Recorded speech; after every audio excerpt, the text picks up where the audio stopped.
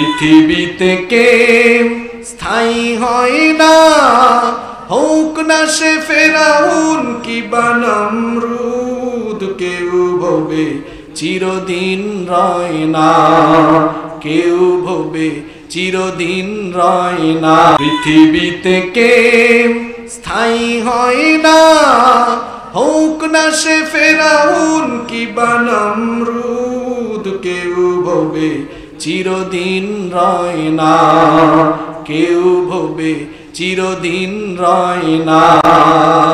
কেউ আমরা থাকবো, কারো শেষটা ভালো হয়, কারো শেষটা খারাপ হয়। কেউ মারা যাওয়ার পরে মানুষ ইন্না লিল্লাহ পড়ে, কেউ মারা যাওয়ার পরে মানুষ আলহামদুলিল্লাহ পড়ে।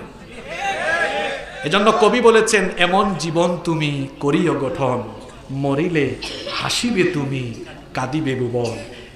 সুকর্ম করে মারা যান, লক্ষ লক্ষ মানুষের চক্ষু থেকে আপনার জন্য পানি ঝরবে, কোটি কোটি মানুষ আপনার জন্য কাঁদবে। সুকর্ম করে যান, দেখবেন মানুষ আপনার দিকে স্রোতের মতো এগিয়ে আসতে চাইবে। দেখেন না আল্লাহর কত বান্দারা দুনিয়া থেকে চলে গিয়েছে, আল্লাহর বান্দাদেরকে মানুষ এত ভালোবেসেছে, আল্লাহর বান্দাদের প্রতি মানুষ এত ভালোবাসা দেখিয়েছে, এক নজর দেখার জন্য স্রোতের মতো গিয়েছে, আটকায়ও রাখা যায় না। এই ভালোবাসা এটা সুকর্ম দিয়ে, কোরআন দিয়ে, ঈমান দিয়ে অর্জন করতে হয়। আর অনেক মানুষ মারা যায়, মানুষ খবরটা শুনে ভালোই হয়েছে। তাহলে বুঝতে হবে, শিক্ষা নেন প্রত্যেকটা কথা থেকে। নিজেদেরকে তৈরি করব আমরা এমন ভাবে, ওই যে আল্লাহ কোরআনে বলেছেন, ফামা বাকাত আলাইহিমুস সামাউ ওয়াল আরদু ওয়া মা কানু মুনযারিন। পৃথিবীতে অনেক মানুষ মারা যায়, আসমান জমিনের কেউ এদের জন্য আফসোস করে না। আর সহিহ হাদিসে এসেছে, নবীজি বলেছেন, মুত্তাকি যখন মারা যায়, কোটি কোটি ইমানদারি কেবল কাঁদে না, ওই ইমানদারের জন্য আল্লাহ আসমান জমিন 40 দিন পর্যন্ত ক্রন্দন করে। সুবহানাল্লাহ। আল্লাহ তুমি আমাদেরকে সেই জাতের ইমানদার বানায় দাও। তাহলে বলছিলাম, এই আয়াত থেকে ফেরাউনের ক্যারেক্টার পেলাম কয়টা? জোরে বলেন, কষ্ট হচ্ছে? শেষের দিকে চলে আসি। ইন্না ফিরআউনা আলা ফিল আরদ, উদ্ধত করেছে, ওয়াজআলা আহলাহা শিয়া, ডিভাইড এন্ড রুলস, বিভক্ত করে শাসন করেছে। 3 নাম্বার, ইয়াসতাদঈফু তাইফাতাম মিনহুম, একটা দলকে দুর্বল করে রেখেছে।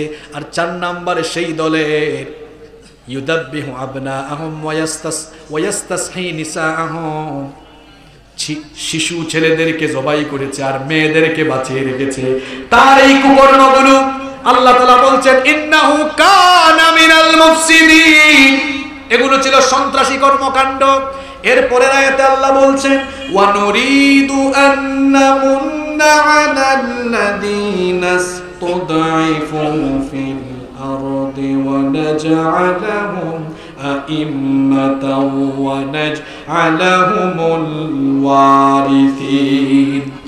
সে যাদেরকে দুর্বল করে রেখেছিল, আমি চেয়েছিলাম ওই দুর্বল ইমানদারদেরকে জমিনের নেতৃত্ব দিব, তাদেরকে আমি কর্তৃত্ব দিব।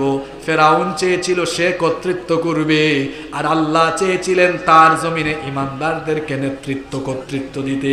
কেন আল্লাহ দিতে চেয়েছিলেন? শেষের আয়াতে আল্লাহ বললেন, ওয়ানুমাক্কিনা লাহুম ফিল আরদি ওয়া নুরিয়া ফিরআউনা ওয়া হামানা ওয়া জুনুদাহুমা মিনহুম মা কানু ইয়াহযারুন। আমি ইমানদারদেরকে এই জন্য জমিনে প্রতিষ্ঠিত করতে চেয়েছিলাম, যাতে আমি ফেরাউন, হামান এবং তার বাহিনীদেরকে দেখাতে পারি, যে ব্যাপারে তারা আশঙ্কা করেছিল ইসলাম বিজয়ী হবে, ইমানদাররা বিজয়ী হবে, আল্লাহর দিন বিজয় হবে, তারা যেন এটা দেখতে পারে, তাদের পতন যেন হয় আর আল্লাহর দিন যেন বিজয়ী হয়। এই জন্য ইমানদারদেরকে যিনি বিজয়ী দিয়েছিলেন তিনি কে? কি বুঝলেন এই আলোচনা থেকে আজকে? এই 3টা আয়াতের আলোচনা থেকে কি বুঝলেন? এই পৃথিবীতে উত্তরাধিকার হবে ইমানদারেরা। যেমন এই ফিলিস্তিন এখন এত নির্যাতিত, এই ফিলিস্তিন হবে আগামী দুনিয়া শাসনের কেন্দ্রবিন্দু।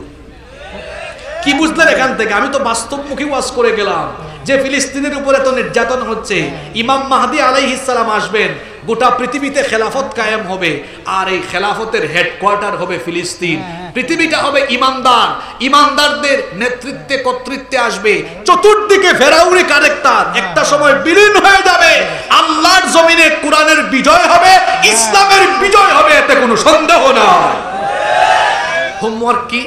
হোমওয়ার্ক নিয়ে বাড়িতে যান, সেটা হলো কোরআনের সাথে লেগে থাকা, প্রতিদিন কোরআন পড়া, কোরআন বুঝা। কোরআন পড়লে ব্যাটারি চার্জ থাকবে, ইমানের চার্জ থাকবে। কোরআন পড়লে কোরআনের পথে থাকা যাবে, কোরআনের রঙে রঙিন হওয়া যাবে। হোমওয়ার্ক হলো এই, আজকে থেকে প্রতিদিন সবসময় কোরআন পড়ে বুঝে কোরআনের রঙে নিজেকে রাঙাবার চেষ্টা করব। এই যে গুরুস্থানের উদ্যোগে মাহফিল হলো, এই গুরুস্থানে যাওয়ার আগে নিজেরা কোরআন মুখী হয়ে কোরআনের রঙে রঙিন হয়ে কবরে যাব, তবেই আমাদের জীবন সফল এবং সার্থক হবে ইনশাআল্লাহ। আমার জাহাঙ্গীর ভাই সহ কমিটির মন অনেক খারাপ। গতকাল মাহফিলটা হওয়ার কথা ছিল, হয় নাই।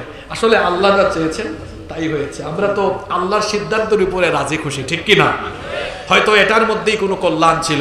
যাই হোক, এই কমিটির সবাই অনেক বেশি আন্তরিক, বিশেষ করে আমার জাহাঙ্গীর ভাই, তার বাড়িতে অনেক আপ্যায়ন করেছেন। তার দুইটা ছেলে আছে, দোয়া চেয়েছেন, তার দুটা ছেলের জন্য দোয়া হবে। কমিটির সবার জন্য, এলাকার সবার জন্য, মাহফিল ইন্তেজামিয়া কমিটির সবার জন্য দোয়া হবে ইনশাআল্লাহ। কেউ উঠবেন না, আপনারা বসে যান। জাহাঙ্গীর ভাই, আপনাদের কোনো কথা আছে?